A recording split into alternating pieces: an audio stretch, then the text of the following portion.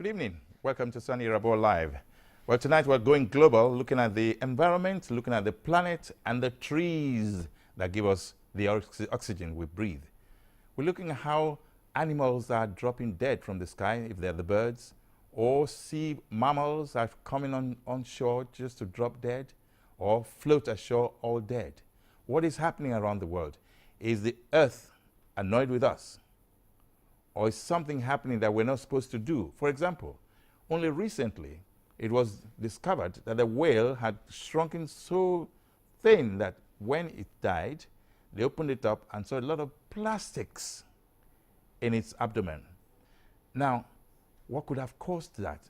Even in our various areas, our rivers, our creeks, even our lagoons, our oceans, there's so many plastics worldwide. What is happening? Well, I have somebody in the studio. His name is an environmentalist, I must say. He's a forester of sorts.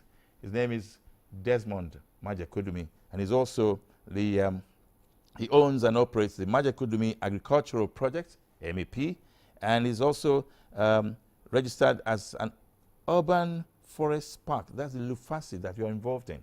Well, Mr. Majekodunmi is in the studio with us. He's going to throw more light on what is going on around the world. Welcome, sir, to the program. Thank you very much. How are you? Did I introduce it well? Yeah, except for this. Except for, okay, go on. There's been a slight change. You referred to me as an environmentalist, which would have been right up until a few years ago. I'm no longer an environmentalist. A few years ago, okay. I am now an environmental activist. Activist, okay. Fighting for the health of our wonderful planet, Mother Earth. And you know, Sonny, you opened it up so well. You said, is the Earth annoyed with us? Very, very good question there. Before we go into the plastic, because I know that one about the plastic blew your mind totally. Yes. But we'll I couldn't just believe it. Yeah, is the Earth, you know, if you think about it, Mother Earth, as she is called, is the supplier of everything that we need for our survival, the oxygen, the water, the food, and so on. And, you know, can you imagine your mother is now feeding you as a baby, and then you bite her breast? She will warn you well. Then Before she gets angry. Yeah, once you get angry. And then if you go and do it again, the kind of slap where mama would slap your head. And unfortunately, mankind is doing exactly that to Mother Earth. Which is why you could find that whale. You said you saw that picture, eh? Yeah, I did, and I was so saddened by it. To think that, you know, a mammal that is so, it minds its business in the water. Inside the water there. Now, all these things that we call wastes, they now put it inside the ocean, and it eats it, and they just died. And it's and not even birds were found like that. Oh, so many of them. In fact, that's the biggest problem. You see this one here I'm pulling out of my pocket now. So, Sonny, this is a plastic spoon that was eaten by a fish. Yeah, this spoon was on the beach. Every day you go to the beach. The camera can catch that, please. Focus on it. Yes. Yeah. Plastic spoon eaten by a fish. And you know, the reality is that the fish that ate this will die, but another fish will eat the fish that ate the spoon. And humans eat the fish. The fish, the human being that eat the fish that ate the fish that eat the spoon will end up with this plastic inside his body. God forbid that human too will die. And it could, Sonny, because what happens is the plastic breaks down into smaller and smaller and smaller pieces. And it takes time to degrade, eh? And it takes time to degrade. This plastic, as you see it will be here longer than my dead body. When my body is gone and dust to dust, ashes to ashes, all that one, this plastic will still be standing there, even my grandchildren. And that's the big problem. The plastic pollution problem is big. That's why the British government, they're panicking, because they are one of the big polluters. And you know what they used to do?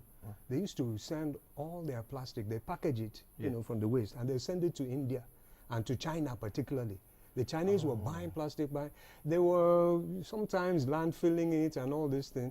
And then the Chinese government said, no, chong chong che che chong, and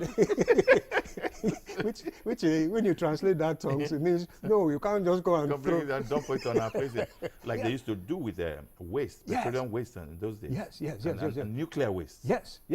So all of a sudden, the British government started having piles and piles of this, and they're now beginning to take it very, very seriously.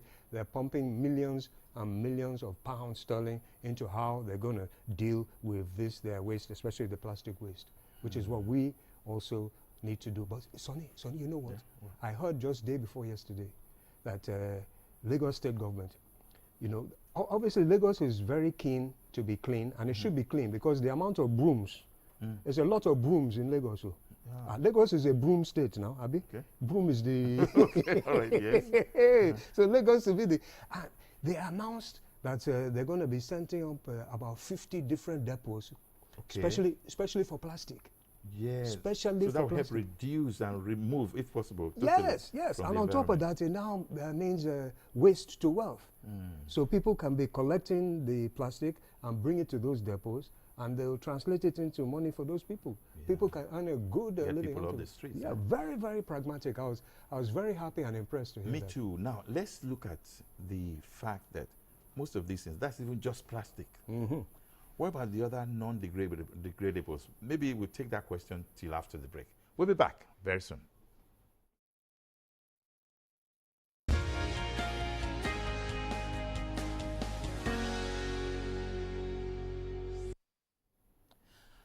Okay, welcome back.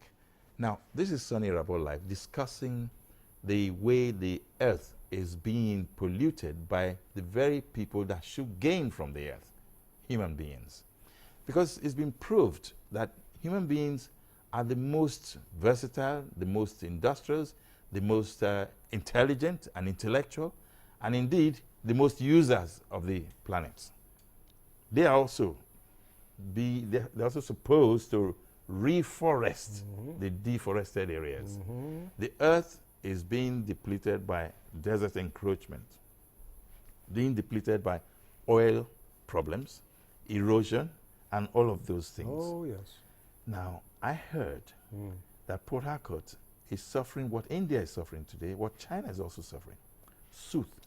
Invasion of serious, dense air that's not good for the... Yeah, I mean, basically... for living organisms. Yeah, honestly, it is deadly. It is deadly. I mean, Soni, you know, to be honest, what we human beings, I'm not blaming just Nigerians. We are part of the human race who has been doing this thing. We have been perpetrating what can very aptly be described as terroristic activities against nature. And, you know, for centuries gone by, it was okay. But with the massive explosion of our population, and then with the advent of the Industrial Revolution, it is no longer okay, Soni. I mean, the reality is that, okay, take a typical generator. You can't bring a generator into this room and spark it and then expect everybody to stay. Would you stay in the room if a generator is running? No way. In fact, there have been so many deaths recorded. Yeah. When carbon monoxide from generators... That's it. So the implication is that whatever comes out of burning this fossil fuel is toxic and poisonous. And it's not just generators that's burning it, it's cars, it's buses, so many different machineries are burning this stuff, and it's poisonous. It is a deadly poison, and we've been emitting this into the atmosphere globally. I'm not just blaming Nigeria. In fact, Nigeria's own is far less than other countries like America, like China, and some other countries. America refused to join the rest of the world in fighting pollution. Don't mind them. They have one person there that's blowing one kind of trumpet, and that trumpet is out of tune, totally off key. So the reality is that we've been inundating ourselves with too much toxic atmosphere, and it's creating problems, Soni. It's creating global warming, which is giving us climate change. And Soni, temperature is rising too. Temperature is rising, and you see... And then the heavy storms. Very heavy storms coming. In fact, somebody just called me from Takwa Bay yesterday. I got my roof, don't blow. The roof had never gone before. It's been living there for 10 years. Just that yesterday's breeze that blew carried his roof right off, man. You see, the reality is, Soni, that we have to accept that the God who created this planet and all the other planets is a perfect God. And he created a perfect system. And this perfect system, planet Earth, is the only planet that is capable of having human life or any other life for that matter, yeah. because of the wonderful balances that he has put in nature. The atmosphere, it's not just there like that. There's different gases there. Yeah. Different gases, carbon monoxide, carbon dioxide, nitrogen, helium, all of them, helium, methane, ozone, but they're all there in balances, in particular ratios. The carbon dioxide has its own particular ratio. The CO2 ratio is 280 ppm, at least it used to be. But since man now started polluting, this thing has gone up almost double, 400, and that's what's causing the global warming. So a perfect God gives us a perfect system, and then we go and mess up with that perfect system and put it out of alignment. There's a serious irony in all of these. We breathe oxygen. Yes. We give out carbon dioxide. That's it. The plants give us, they take our the carbon dioxide and give us oxygen. Soni, So you why know, are we cutting down the plants that should feed us with oxygen? Why? In fact, Soni, you know, when you just say that, you know what? I almost feel it's only because I need to behave myself. I'm on live television. I almost feel like just lying down and praising my God. What a wonderful God! You know that oxygen that you're talking about. Go to a hospital and buy oxygen. You know how much when you're in critical condition there? They charge you 20,000 for a cylinder of oxygen that will last you for 1 day. One day oxygen. Sonny, let me ask you a question. That's the air we all breathe naturally and freely. In fact, Sonny, I know you're a very special person. Very, very, very special, empowered, anointed person. But I want to ask you, can you hold your breath for 10 minutes without breathing? Please. You can't do it. This is a test too. I can't hold my breath for 2 minutes everywhere. I cannot even hold my breath for 2 minutes. 1 minute is a very huge task. Because you need That's to a have huge question. the oxygen. So what should we be doing? What we should be doing is praising the God that gave us oxygen generators all over the place. Every tree, every green leaf that you see is giving us free oxygen. The God that gave us this oxygen should be praised, and also he should be adhered to. He said in his scripture, very, very clear, that we should take care of the earth. And he said that we should replenish the earth. He gave us this earth, and what we should do is look after our planet. And these trees that you were talking about, Tony, we're just tearing them down anyhow. In Cross River, they say they want to build a giant superhighway that's going to cut through massive amounts of pristine rainforest when there's already existing road, all this type of thing, you know. We should do what we're doing in Lagos. And that is planting trees up and down. The Last Park Agency of Lagos have an ambition to plant millions of trees this year alone. Last year they planted millions of trees. That would be great. Absolutely, yes. And Sonny, we're going to have you plant your own Irabor tree. I love trees. In fact, I was brought up with trees because my father was a forester. And I became I mean, I have a mentor who I've always, admired for his efforts. He's fighting against the desert, as we call him. This is the desert warrior, Dr. Newton Jibono. Uncle Newton. Who has been, he actually set up, he's from the Delta State. Yes. But he set up a group in Kano to start to plant trees. You see? You see, fight against the desert. Yeah, because from what he said, if we do not respond to nature quickly, things will start turning against us. Absolutely. That worries me. Absolutely. So in essence, my question again is, if the great countries like America and the industrialized nations are slow in ensuring, in fighting this degradation of our environment, what should smaller countries do? Very, very good and pertinent question. Well, the reality is that the tropical rainforest, that is the forest inside the tropical countries like Nigeria, like Brazil and a few other South American countries, they are the key, because it's this giant tropical forest that is pulling out all that extra carbon dioxide and, as you said, bringing out the oxygen again. Now, Africa has tropical forest, and we should come together as African brother states and say, no, this is enough. We're going to protect our forest, and by protecting our forest, we're helping you to clean up the atmosphere, but at the same time, you people who caused the pollution in the first stage, you should give us compensation. There's already a system in place called the Red Readiness Program. That's reduced emission from degradation of forest. It's a program. Say that again. Reduce emissions from degradation. From degradation, yes. Red Readiness. Red Readiness. I like that. Yeah, it's a good one. In fact, Cross River State and a couple of other states are actually trying to get some money. The first tranche came $4 million just to help us to protect our forest. Okay, so When we get back after this break, we're going to look at a chance. Well, you will be contributing, but how do you keep your immediate environment? Do you have a plant, even on your balcony? You know, anything that can give you direct oxygen. We'll be back.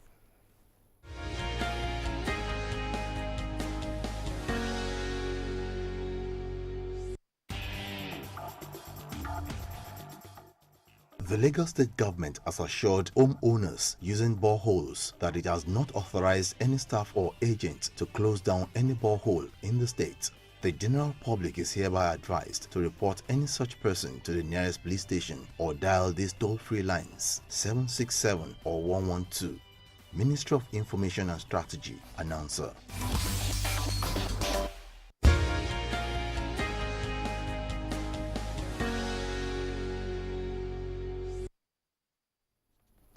Yes.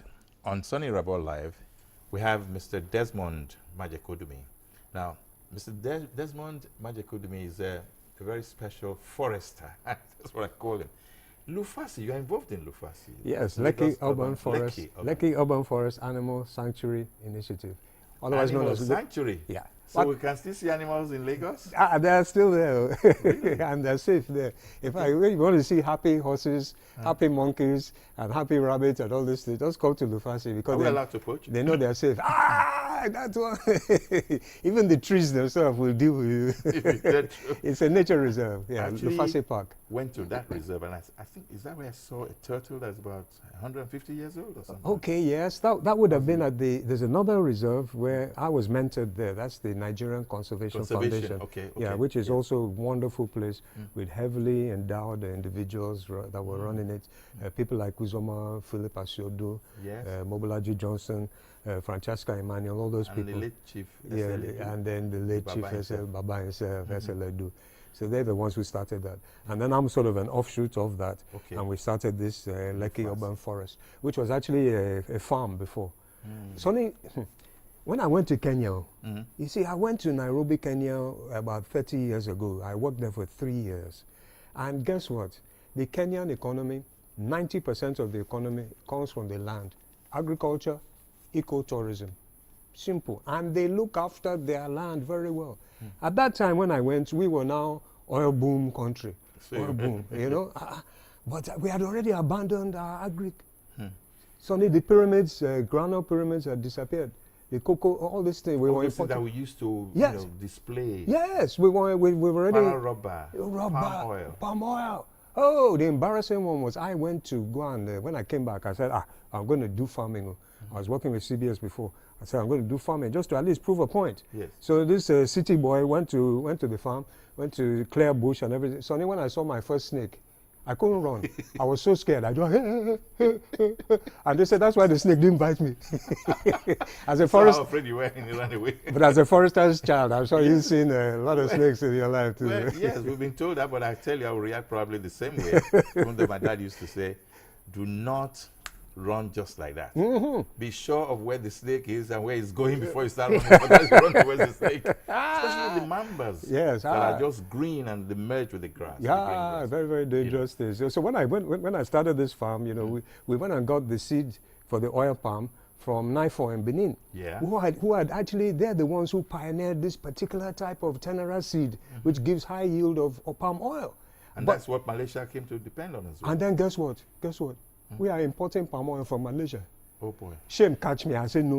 We go change this thing. We're going to go green. Sonny, I'm wearing this for a reason. You see, green, white, and green. It's just that what has happened is that, you know, the green is supposed to be 2/3 normally. Yeah. But what has happened with... we encroached on the green.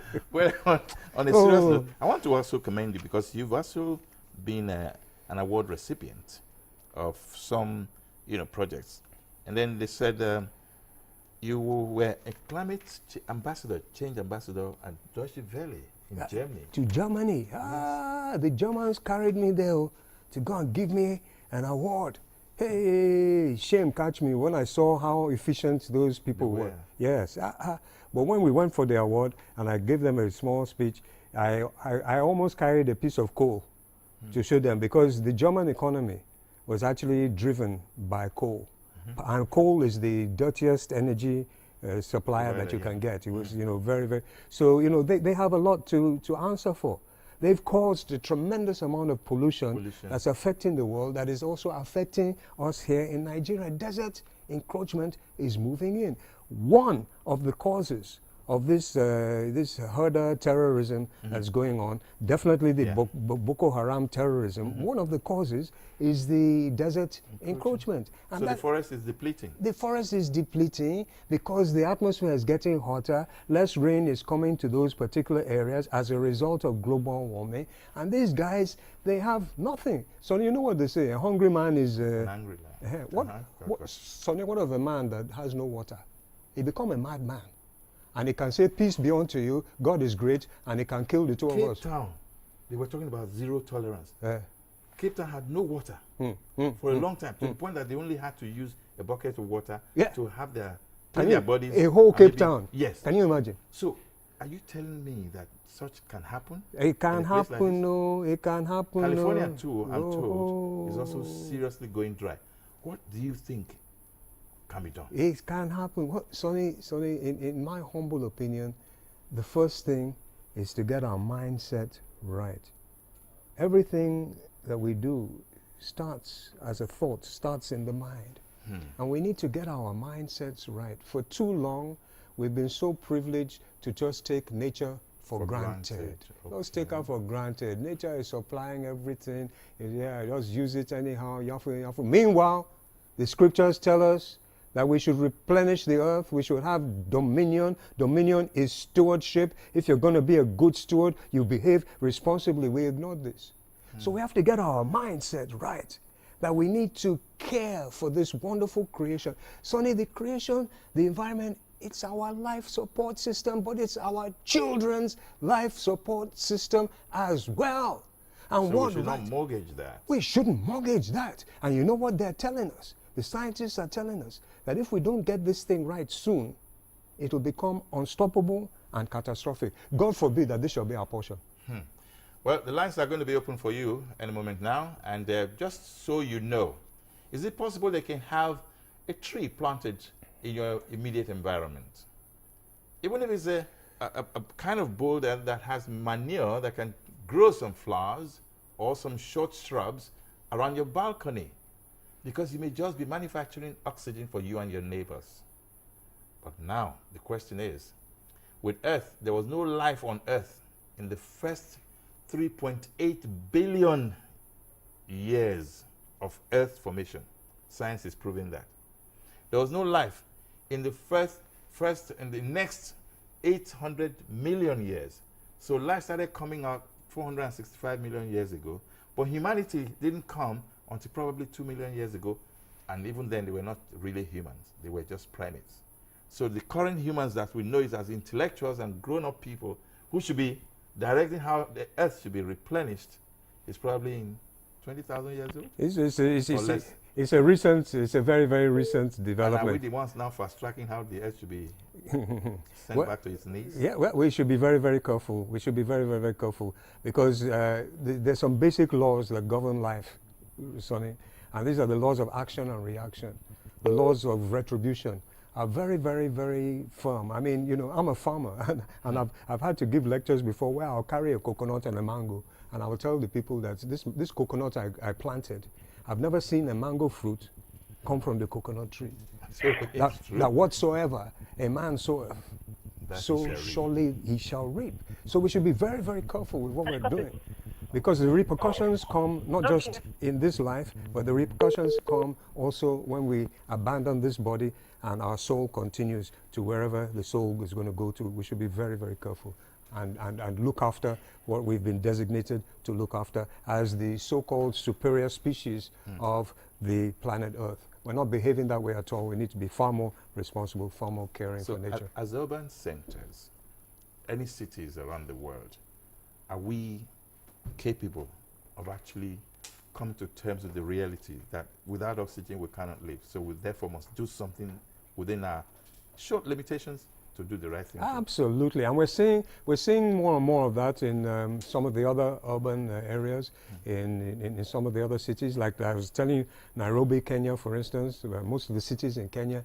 are very, very green. The people appreciate because they realize, okay, this is our nature. That's what I saw in Uganda. It's giving us well. good thing. Uganda too. Uganda has no weather change at all. It's all green. Oh, they know what they're doing. And because it's such a beautiful place, when you have green, you have beauty, you have tranquility. Like that LUFASI park I was telling you about, that's a green space. People will just come there. We have a caller. Chill. Hello.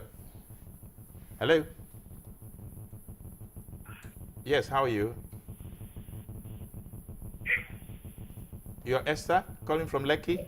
Please go ahead.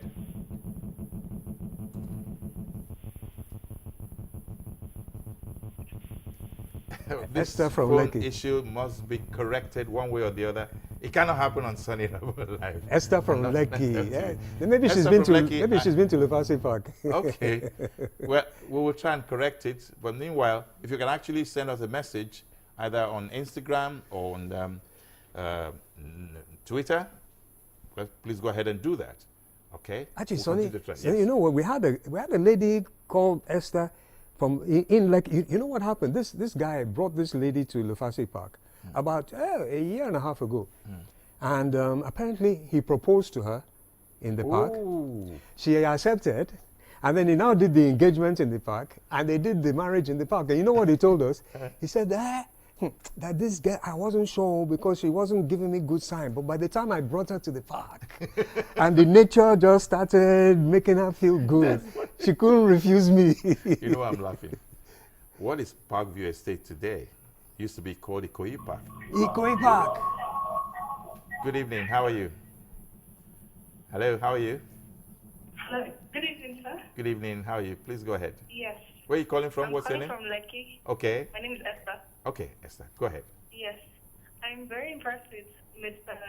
Desmond and his views on climate change and what's going on right now, especially in Nigeria. The typical Nigerian mentality is that, you know, these things don't matter. I remember when the ex-governor Fashola was planting trees and people were reacting and saying, who trees help? That was the reaction. So, I mean, that mentality needs to be changed. We as a people need to understand that this is a very serious situation, and if we don't do anything about it, we won't have a world for our children to live in. So, how do we change people's mentality to realize that they need to do something about this situation? Thank you. Thank you so much.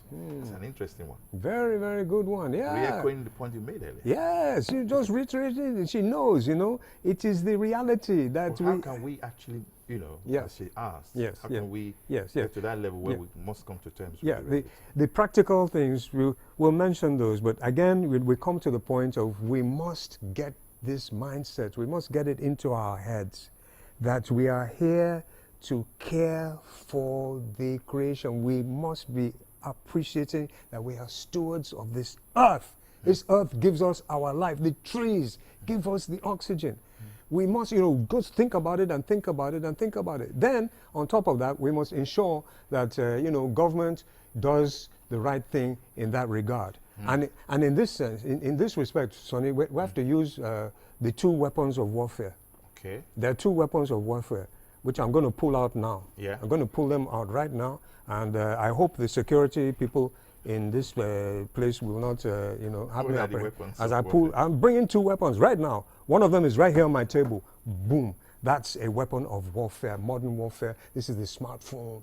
Communication, there's no hiding place. We can communicate and we can see what's going on. And you know what the second weapon of warfare is? This is what they call PVC. So this is the ammunition, this is the gun. You use the smartphone, you use the PVC, and we get the right people in place. And luckily, it seems as if we've got quite a lot of the right people in place right here in Lagos, because they're taking this thing very seriously. I'm happy to hear that. And it wasn't just Fashola, it was before Fashola. Okay. If I can just call so him. it's a template that started in 1999. Yes, the Bodilon. Yes. Absolutely, absolutely. He started that, but what he adopted was a terribly degraded system, and it was almost impossible, but he put the template in place. Fashola has adopted that template and worked on it and developed it and took it to a very good level. He did a lot of the right things, but it still wasn't adequate for the mega city. This is a giant city growing massively with very little space to grow in. So the new regime now have been doing this thing very, very effectively, technologicalizing waste management, bringing the right sort of people to manage their last park, their green centers, and so on. So we're very, very, very encouraged that it's now going to continue, but we need to do a lot more for our dear Lagos. And you know, you were talking about Ikoyi Park.